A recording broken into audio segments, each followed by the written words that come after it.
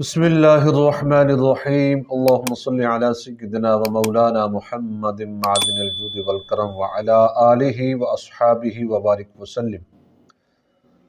اللہ رب محمد صلی علیہ وسلم، نحن عباد محمد صلی علیہ وسلم۔ معزز ناظرین اکرام، السلام علیکم ورحمۃ اللہ تعالی وبرکاتہ۔ آج کے اس ویڈیو کلپ میں اللہ کے فضل و کرم اور نبی پاک علیہ الصلاۃ والتسلیم کی نعلین پاک کے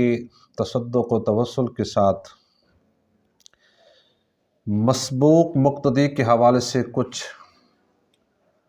مسائل آپ حضرات کے گوش گزار کروں گا۔ مسبوق مقتدی امام کے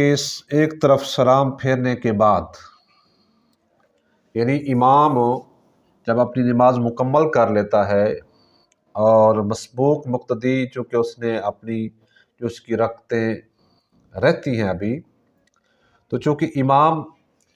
آخری رکعت پر آخری اتحیات اس نے پڑھ کر اپنی نماز مکمل کرنی ہے، دونوں طرف سلام پھیرنا ہے، اور یہ مسبوق مقتدی جو ہے اس کی ابھی رکعتیں باقی ہیں۔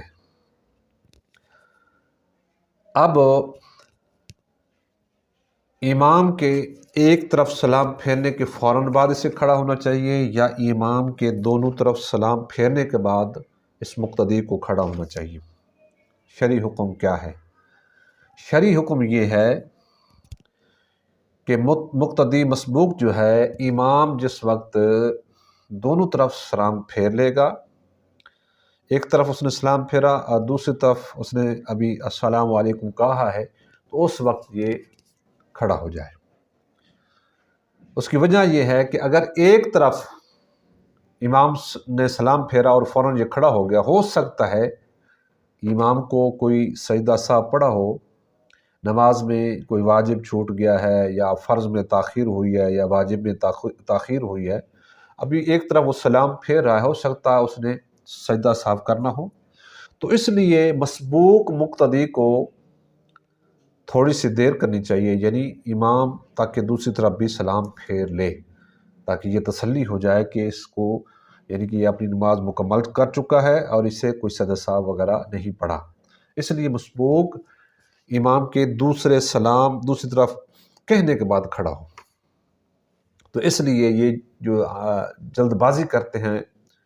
کہ ابھی امام ایک طرف کہہ رہا ہوتا ہے السلام علیکم ورحمۃ اللہ، وہ فوراً کھڑے ہو جاتے ہیں، تو اس غلطی کو درست کرنا چاہیے۔ تھوڑی سی یعنی کہ دیر کرنی چاہیے، جب دوسری طرف وہ سلام کا لفظ کہے السلام علیکم تو پھر یہ کھڑا ہو جائے، اب اسے یقین ہو گیا کہ اسے کوئی سجدہ سہو نہیں پڑھا، لہٰذا یہ اپنی باقی جو رکعتیں بچتی ہیں اسے قضا کرے، اسے پڑھے۔ نمبر 2، اگر مسبوق مقتدی کو پچھلی جو اس کی 1 2 3 رکعتیں رہتی ہیں، تو ان رکعتوں میں اگر اسے کوئی سہو پڑا ہے، یعنی کوئی واجب چھوٹ گیا ہے، یا واجب میں تاخیر ہو گئی ہے، یا فرض میں تاخیر ہو گئی ہے، تو چونکہ مسبوق جو ہوتا ہے یہ منفرد کی طرح ہوتا ہے، یہ منفرد سے مراد یعنی جو تنہا نماز پڑھ رہا ہوتا ہے، تو اس میں اگر اسے کوئی سہو پڑا ہے تو پچھلی رکعتوں میں امام کے بعد جو رکعتیں وہ ادا کرے گا، تو اس میں وہ سجدہ سہو کرے گا۔ یہ نہیں کہے گا، یہ نہیں سمجھے گا کہ میں نے چونکہ امام کی اقتداء میں پڑھ رہا تھا، لہٰذا اگر مجھے سہو پڑھ بھی گیا ہے تو لہٰذا یہ سجدہ سہو اسی کے کھاتے میں ہے۔ تو اس طرح جو ہے سجدہ سہو اسے کرنا پڑے گا، اس پر لازم اور ضروری، اگر واجب چھوٹ گیا یا تاخیر ہو گئی ہے فرض یا واجب میں، اگر نہیں کرے گا تو پھر اس کی نماز مکمل نہیں ہوگی، تو پھر دوبارہ لوٹانی پڑے گی۔ تو لہٰذا مسبوق مقتدی کو اگر جو اس کی رکعتیں باقی رہتی ہیں امام کے بعد کھڑے ہو کر جب ادا کرے گا، اس میں اگر کوئی سہو پڑے گا تو اس پر واجب ہے کہ سجدہ سہو اس میں کرے۔ اور تیسری چیز ہے